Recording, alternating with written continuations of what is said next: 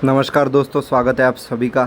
ये वीडियो बहुत ही छोटा सा कॉम्पैक्ट वीडियो होने वाला है जिसमें हम पदार्थ विज्ञान के पेपर 2 के मोस्ट वेरी इंपॉर्टेंट 20 ऐसे एलएक्यू आपके साथ डिस्कस करने वाले हैं जो कि हाईली एक्सपेक्टेड है आपके एग्ज़ाम में आने के लिए। ये वीडियो सारी यूनिवर्सिटीज़ जितनी भी इंडिया में है उन सभी बच्चों के लिए इक्वली इंपॉर्टेंट है, इक्वली अप्लीकेबल है। और ये हाई लेवल अटिपिकल एलएक्यूज़ जो कि यूनिवर्सिटी पूछती है, जो कि थोड़े से गूगली क्वेश्चंस हम जिनको बोलते हैं, जिसमें कि बच्चों को, स्टूडेंट्स को थोड़ा सा उसका अनुमान लगाना कि क्या लिखना है थोड़ा सा डिफ़िकल्ट हो जाता है। वैसे भी क्वेश्चंस इसमें इंक्लूड हम किए हैं। तो without wasting any time let's get started. लेकिन अभी तक आपने चैनल को सब्सक्राइब नहीं किया तो ज़रूर सब्सक्राइब कीजिए।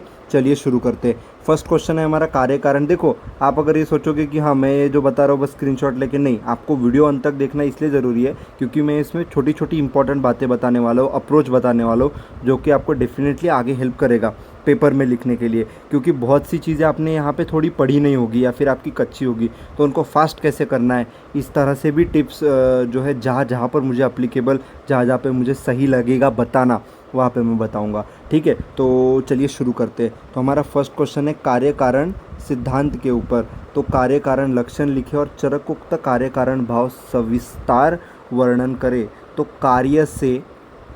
कारण से कार्य की उत्पत्ति किस प्रकार होती है और कार्य कारण भाव क्या है अकॉर्डिंग टू आचार्य चरक। यहाँ पे थोड़ी सी बात हमारी डिफरेंट हो जाती है। ठीक है, यहाँ पे बात डिफरेंट क्यों हो जाती है हमारी, मैं आपको बताता हूँ। क्योंकि कार्य कारण भाव तो आपने पदार्थ विज्ञान 1 में भी पढ़ा था, लेकिन ये कार्य कारण भाव आपको आचार्य चरकोक्त यहाँ पर लिखना है। उसके बाद नेक्स्ट है 2, दैट इज़ आप्तोपदेश की व्याख्या। आप्त के लक्षण एवं आप्तोपदेश प्रमाण का आयुर्वेद में महत्व लिखे। जैसे मैंने आपको बोला था कि महत्व बहुत ज़्यादा इम्पॉर्टेंट है। ठीक है, तो यहाँ पे आप्तोपदेश की आपको व्याख्या लिखना है। आप्त के लक्षण, आप्ता शिष्टा विबुद्धास्ते तेषाम वाक्यम संशयम, पता ही होगा। उसके बाद आप्तोपदेश प्रमाण का आयुर्वेद में यहाँ पर क्या महत्व होता है ये आपको लिखना है। उसके बाद थर्ड है प्रत्यक्ष प्रमाण का आयुर्वेदीय एवं अनुसंधान में महत्व स्पष्ट कर इंद्रियार्थ सन्निकर्ष सविस्तार लिखे। प्रत्यक्ष प्रमाण, देखो मैंने बोला आपको क्या करना है, 3 चीज़ें याद रखनी है। देखो, महत्व, आयुर्वेद में महत्व, चिकित्सा में महत्व। देखो, आयुर्वेद में महत्व एक बड़ा पॉइंट है, उसके अंदर ही ये आते हैं सब चीज़ें कि चिकित्सकीय महत्व हो गया, उसके बाद नैदानिक महत्व हो गया, मतलब डायग्नोसिस करते हुए महत्व। उसके बाद किस तरह से महत्व हो गया हमारा, उसमें अनुसंधान हम किस तरह से कर सकते हैं उसमें महत्व। स्वस्थ वृत्त में महत्व, मतलब कि हेल्दी व्यक्ति को हेल्दी रखना है, रसायन चिकित्सा करना है, उससे रिलेटेड महत्व। ये पॉइंट बहुत ज़्यादा इंपॉर्टेंट है, आपको देखने को मिल सकता है आपके पेपर में कि भाई इसके अनुसार महत्व स्पष्ट करे। और पिछले बार तो एलएक्यू आया, तो महत्व पे एलएक्यू कैसे लिखे, बड़ा ये चीज़ है। अपन 1-2 पैराग्राफ लिख सकते हैं, लेकिन आपको उसमें स्पेसिफिक पॉइंट होने चाहिए, तभी भी आपको वहाँ पे मार्क्स मिलेंगे। इसलिए मैं आपको ये गुजारिश करूँगा, आपका जब भी पेपर होगा पदार्थ विज्ञान 2 का, तो पेपर के मतलब जिस दिन पेपर है उस दिन सुबह आप रिवीजन में ये चीज़ सबसे पहले ऐड करिए कि जितने भी प्रमाण है, प्रत्यक्ष प्रमाण है, आप्तोपदेश प्रमाण है, उनका जो महत्व वाला पॉइंट आपके इसमें लास्ट में दिया होगा उसको 2 बार 3 बार पढ़ के जाइए। इनका फ़ायदा ये है कि आप सिर्फ पढ़ के जाएंगे तो आपको याद आ जाएगा, उसमें लर्न करने की बात नहीं।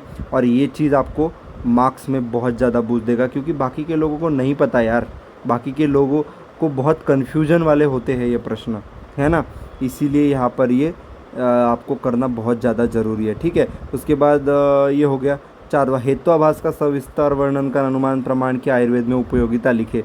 अब इस ऐसा एलएक्यू अगर आ गया तो आप कैसे लिखेंगे, आप लिखेंगे द्विविधमेव खलु सर्व सच्चा सच्च। यहाँ से आप शुरुआत करेंगे कि 2 प्रकार के हेतु होते हैं। एक प्रकार होता है सद हेतु, एक प्रकार होता है असद हेतु। अगर मैं इसमें कुछ गलत बता रहा हूँ तो प्लीज़ करेक्ट मी। ठीक है, मैं बात हमेशा बोल रहा हूँ क्योंकि देखो मैं भी इंसान हूँ, गलती मुझसे भी हो सकती है, मैं श्योर होता हूँ, लेकिन फिर भी कुछ बताते हुए त्रुटियाँ अगर हो जाती है तो आप मुझे नीचे बता सकते हैं। तो आप पहले आप ये लिखेंगे, मेरा कहने का यहाँ पे पॉइंट ये था, मैं कह ये रहा था हेत्वाभास में, पहले आपको लिखना है कि हेत्वाभास यानी कि क्या, हेत्वाभास की व्याख्या।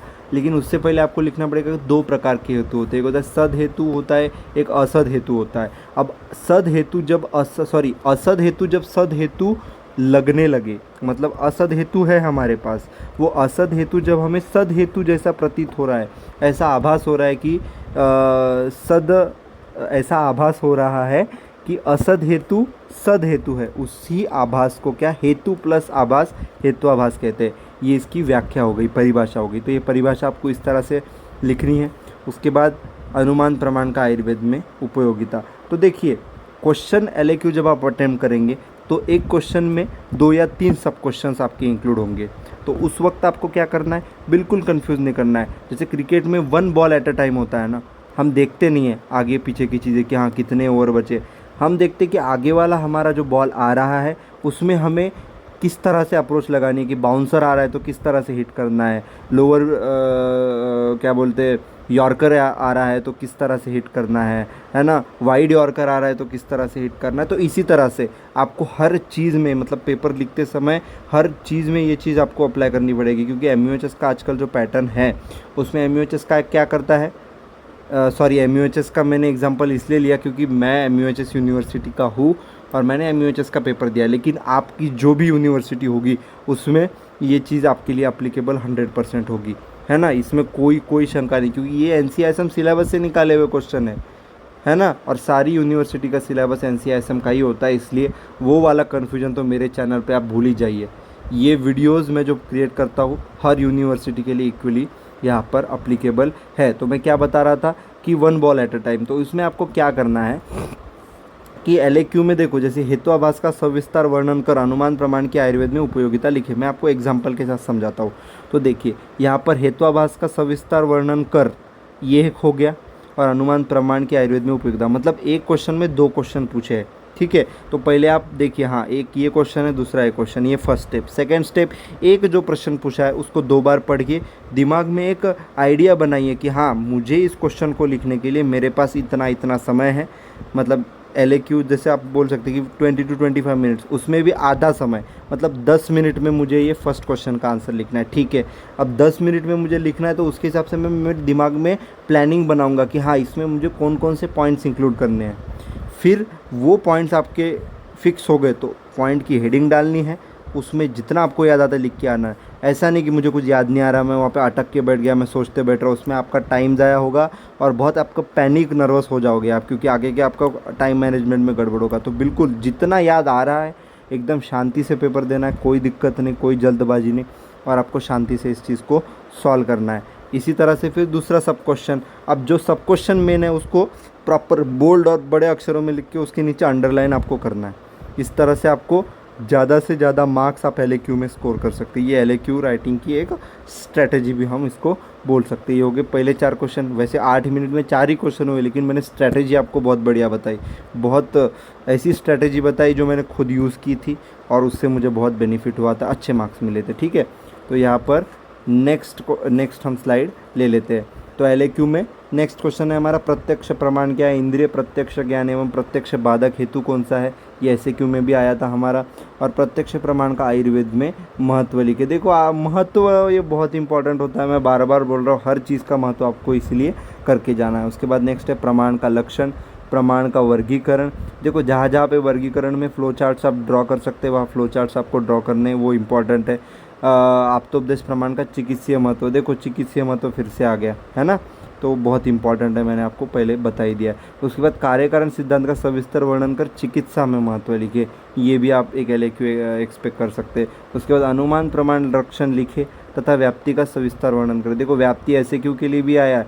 देखो आपकी कुशलता इसी में है, आपका दिमाग इसी में ही है, मतलब आपकी बुद्धिमत्ता इसमें है कि आपने जो क्वेश्चन SAQ के लिए पढ़ा है उसको आप LAQ में किस तरह से कन्वर्ट कर सकते हैं, और जो LAQ में लिखा है उसको SAQ में कन्वर्ट। क्योंकि देखो SAQ का क्वेश्चन LAQ के लिए आ सकता है, जैसे कि छोटा सा व्याप्ति का क्वेश्चन है उसके ऊपर ही पूरा LAQ पूछ दिया। देखो यूनिवर्सिटी कुछ भी कर सकती है, SAQ के लिए जो क्वेश्चन एक्सपेक्टेड है उसको LAQ के लिए डाल सकती है, LAQ के लिए जो एक्सपेक्टेड है उसको SAQ के लिए डाल सकती है। तो यहाँ पे आपकी बुद्धि लगती है यहाँ पर कि अगर मैं LAQ के लिए पढ़ा हूँ तो पूरा लिख के आऊँगा तो मुझे टाइम मैनेजमेंट में गड़बड़ होगी, क्योंकि मुझे बाकी के भी क्वेश्चन सॉल्व करने, तो उसको मैं किस तरह से शॉर्ट समराइज़ कर सकता हूँ। वही SAQ क्वेश्चन आया उतना लिख के आऊँगा तो वो पर्याप्त नहीं होगा, तो इसको कैसे मैं लंबा कर सकता हूँ। एक्चुअली आपको कितना आता है इससे ज़्यादा आप किस तरह से प्रेजेंट करते हैं और आप खुद की वैल्यू उसमें क्या ऐड करते हैं, क्योंकि बुक्स में तो लिखा हुआ है तो फिर क्या फ़र्क रह जाएगा, मतलब रट के भी फिर वैसे के वैसे लिख के आ गए। तो यूनिवर्सिटी को ऐसे क्वेश्चन डालने के पीछे उनका ये मोटिव होता है कि उनको परखना होता है आपको कि आपकी बुद्धि, आपकी क्रिटिकल थिंकिंग, आपका लॉजिक, आपका तर्क किस लेवल पे काम करता है, कि जो बुक में नहीं लिखा हुआ है उससे रिलेटेड आपको कुछ अगर है तो बुक का ही टॉपिक, लेकिन उस टॉपिक से रिलेटेड कुछ चीज़ें ऐसी पूछी रहती है जो आपको पता, मतलब आपने बुक में नहीं पढ़ी होगी, लेकिन वो थोड़ा सा प्रैक्टिकल एप्लीकेशन बेस्ड होता है, थोड़ा लॉजिक बेस्ड होता है। तो आपको वहाँ पे ऑन द स्पॉट दिमाग चला के आप किस तरह से उसको लिख सकते हैं, किस तरह से एलेबोरेट कर सकते हैं, ये भी आपकी एक परीक्षा है जो कि यूनिवर्सिटी टेस्ट करना चाहती है। इसीलिए इस तरह से आपको क्वेश्चन पूछे जाते हैं। इसलिए आप इन चीज़ों के लिए अभी से अगर आप रेडी होंगे तो आपको सेकेंड ईयर फाइनल ईयर में भी कोई दिक्कत नहीं जाएगी, और फर्स्ट ईयर के पेपर में भी आपको इस तरह से ये होता है। इसलिए ये साइंस है, पदार्थ विज्ञान है, कोई लिटरेचर या फिर रटने वाला सब्जेक्ट नहीं है। इसमें कंसेप्ट है, इसमें लॉजिक है, तो ये चीज़ें आपको ध्यान रखनी है ना। उसके बाद अनुमान, प्रमाण, लक्षण लिखे तथा व्याप्ति का सविस्तर वर्णन करिए, हो गया।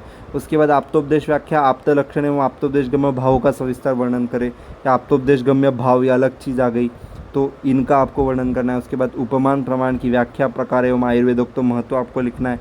फिर इंद्रिय के लक्षण, इंद्रिय की संख्या, इसके बाद इंद्रियार्थ सन्निकर्ष का सविस्तर वर्णन आपको करना है। फिर अनुमान की संख्या, प्रकार एवं हेत्वाभास का सविस्तर वर्णन आपको यहाँ पर करना है। देखो वही चीज़ें बार बार आएंगी, क्योंकि जो इम्पॉर्टेंट चीज़ें वो बार बार रिपीट होंगी, क्योंकि वो इतनी इम्पॉर्टेंट है। अगर पेपर में ही साल भर साल रिपीट होती है तो यहाँ पर भी हमें रिपीट करनी पड़ेंगी। देखो जिस तरह से पेपर आएगा उसी तरह से हमें एक्सपेक्टेड क्वेश्चन रखने पड़ेंगे, ताकि आप जब एग्ज़ाम में जाए तो आपको लगे कि हाँ यार ये क्वेश्चन मैंने देखा था, ये मुझे पता है। उसके बाद नेक्स्ट कारण लक्षण भेद लिखे, कार्य कारण सिद्धांत की आयुर्वेद में उपयोगिता लिखे। देखो उपयोगिता, देखो प्रमा, प्रमाण, प्रमाता, प्रमेय, देखो ये SAQ में भी था, LAQ में भी आ गया व्याकरण। इसलिए मैं बोल रहा हूँ ये जो मैं प्रोवाइड कर रहा हूँ ये बेस्ट है बिल्कुल आपके लिए, मतलब लेटेस्ट सिलेबस पे बेस्ट, और यूनिवर्सिटी अभी जिस प्रकार से क्वेश्चन पूछ रही है उससे मिलता जुलता ये क्वेश्चंस है। प्रमेय व्याख्या स्पष्ट कर आप्तोपदेश प्रमाण का सविस्तर वर्णन करें। उसके बाद प्रत्यक्ष लक्षण, प्रकार एवं प्रत्यक्ष बाधाकर भाव तथा प्रत्यक्ष प्रमाण के आयुर्वेद में उपयोगिता लिखे, ये चीज़। उसके बाद अनुमान प्रमाण की व्याख्या, फिर प्रकार का वर्णन कर अनुमान प्रमाण की क्रियात्मक, निदानात्मक, चिकित्सात्मक, अनुसंधानात्मक। ये देखो ये क्वेश्चन इंपॉर्टेंट है, यहाँ पे अनुमान प्रमाण का पूछा है, लेकिन इसमें सारे प्रमाण फिट करके आप देखिए और आप खुद से सवाल पूछे कि हाँ मैं क्वेश्चन इस तरह से सॉल्व कर सकता हूँ क्या। हर एक प्रमाण का जिसमें अनुमान, आप्तोपदेश, प्रत्यक्ष सब आ गया, उपमान, युक्ति जो भी है, तो उन प्रमाणों का आपको क्रियात्मक मतलब क्रिया शरीर से रिलेटेड आप उसका महत्व लिख सकते हैं क्या, ये चेक करना है। निदानात्मक मतलब डायग्नोसिस के बेसिस पे आप उसका महत्व लिख सकते हैं क्या, फिर ये आपको टेस्ट करना है, इसको प्रिपेयर करना है। उसके बाद चिकित्सा की दृष्टि से उसका क्या महत्व, मतलब जब हम ट्रीटमेंट करते हैं तो ट्रीटमेंट की दृष्टि से वो प्रमाण का क्या महत्व है। जैसे कि अनुमान का क्या महत्व है चिकित्सा की दृष्टि से, कि हाँ भाई फॉर एग्ज़ाम्पल मैंने यष्टि मधु किसी पेशेंट को दिया।